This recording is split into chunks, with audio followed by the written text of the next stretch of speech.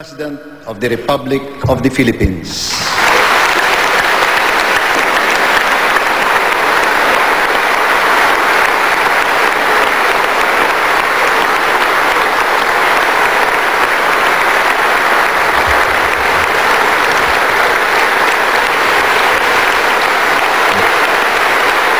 Thank you.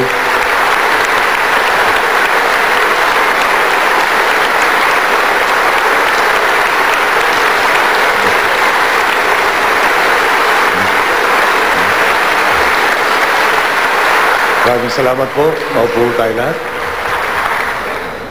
Speaker Feliciano Belmonte, Senate President Juan Ponce Enrile, Vice President Jejomar C. Binay, Chief Justice Renato Corona, former Presidents Fidel Valdez Ramos and Joseph Ejercito Estrada, members of the House of Representatives and the Senate, distinguished members of the Diplomatic Corps, my fellow workers in government, mga minamahal kong kababayan.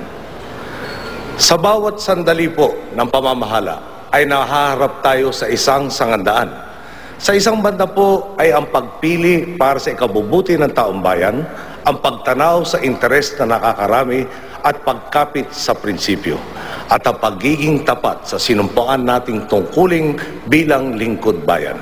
Ito po ang tuwid na daan. Sa kabilang banda ay ang pag-una sa pansariling interes, ang pagpapaalipin sa politikal na konsiderasyon at pagsasakripisyo ng kapakanan ng taong bayan. Ito po ang baluktot na daan. Matagal pong naligaw ang pamahalaan sa daang baluktot. Araw-araw po, lalong lumilinaw sa akin ang lawak ng problemang ating namana.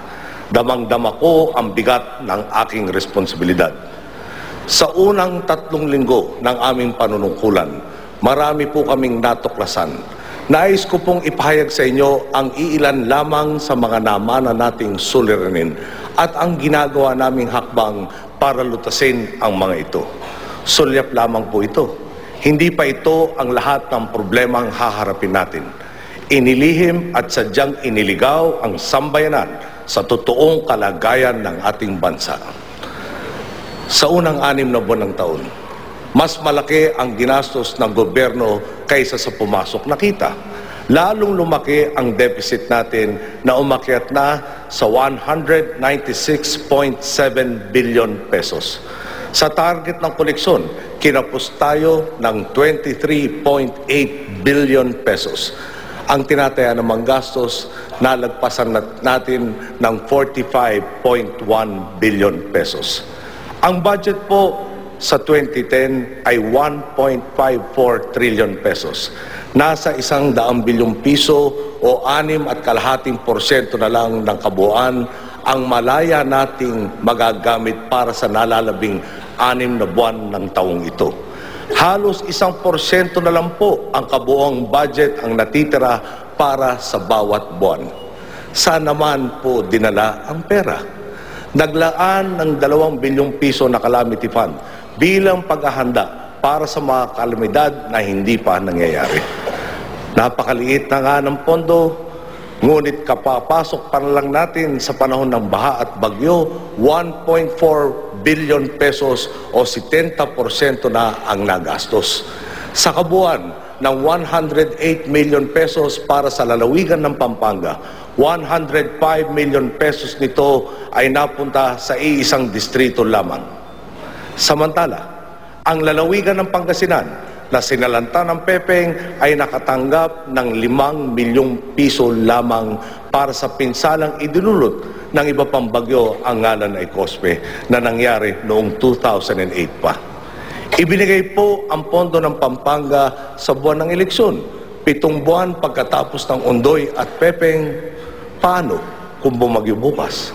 Inubos na ang pondo nito para sa bagyong nangyari noong 1 taon pa, pagbabayaran ng kinabukasan ang kasakiman ng nakaraan. Ganyan din po ang nangyari sa pondo ng MWSS. Kamakailan lamang, pumipila ang mga tao para lang makakuha ng tubig. Sa kabila nito, minabuti pa ng liderato ng MWSS na magbigay ng gantimpala sa sarili kahit hindi pa nababayaran ang pensyon ng mga retiradong empleyado.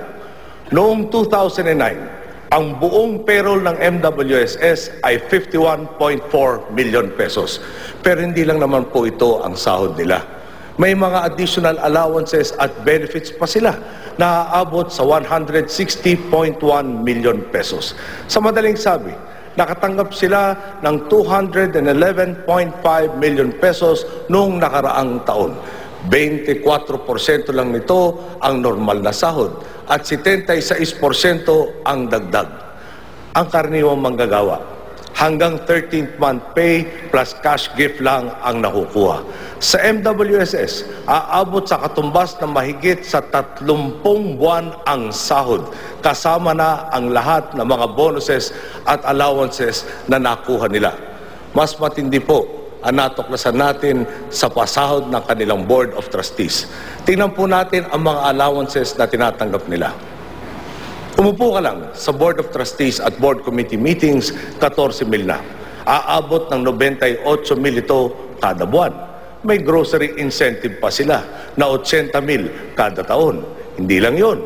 May mid-year bonus, productivity bonus, anniversary bonus, year-end bonus, at financial assistance. May Christmas bonus na, may additional Christmas package pa. Kada isa sa mga ito, 98 mil. Sa suma total po, aabot ang lahat ng 2.5 milyong piso kada taon sa bawat membro ng board, maliban sa pakotse, technical assistance at pautang. Uulitin ko po, lahat ng ito ay binigay nila sa kanilang mga sarili habang hindi pa nababayaran ang mga pensyon ng kanilang mga retirees. Pati po ang lamesa watershed ay hindi nila pinatawad. Para magkaroon ng tamang supply ng tubig, kailangan alagaan ang mga watershed. Sa watershed po, puno ang kailangan. Pati po iyon na dapat puno ang nakatayo, tinayuan nila ng bahay para sa matataas na opisyal ng MWSS. Hindi naman sila agad maaalis sa pwesto dahil kabilang sila sa mga midnight appointees ni dating Pangulong Arroyo. Iniimbestigahan na natin ang lahat ng ito kung mayroon pa silang kahit kaunting hiya na natitira. Sana, kusa na lang silang magbitiw sa pwesto.